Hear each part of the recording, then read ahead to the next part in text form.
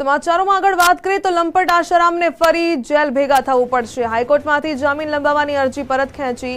હાઈકોર્ટે અગાઉ 15 જૂન સુધી હંગામી જામીન લંબાવ્યા હતા। મેડિકલ ગ્રાઉન્ડ પર જામીન લંબાવવાની માંગ કરી હતી। સરકારી વકીલે જામીન વધારવાનો વિરોધ કર્યો હતો અને હાઈકોર્ટના વલણને ધ્યાને રાખી આશારામે અરજી પરત ખેંચી। અરજી પરત ખેંચતા જ હંગામી જામીન મુદ્દે કોઈ રાહત નહીં।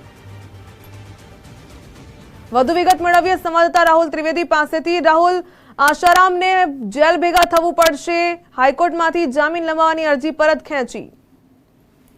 બિલકુલ જે પ્રકારે આશારામની અરજી છે એ કરી હતી કે 15 જૂન સુધી લંબાવવા માટે જે અરજી કરી છે તે પરત ખેંચવામાં આવી છે। ઉલ્લેખનીય છે કે સુરતની યુવતી સાથે દુષ્કર્મના કેસમાં તેમને ગાંધીનગર સેશન્સ કોર્ટની આજીવન કારાવાસની સજા ફટકારવામાં આવી હતી, પરંતુ આશારામે મેડિકલ ગ્રાઉન્ડ પર જામીન અરજી લંબાવવા માટે માંગ કરવામાં આવી છે, પરંતુ તે જામીન અરજી પરત ખેંચવામાં આવી છે।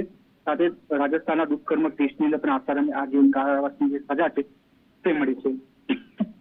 અપીલના નિર્ણય પર જે આશારામ બાપુ જે છે હાલ જેલની અંદર બંધ છે, સાથે સરકારી વકીલે પણ જામીન વધારવા માટેનો વિરોધ જે છે કરવામાં આવ્યો હતો કે આ જામીન અરજી પરત ખેંચતા જ આશારામને હંગામી જામીન અરજી હાલ કોઈ રાહત મળી નથી।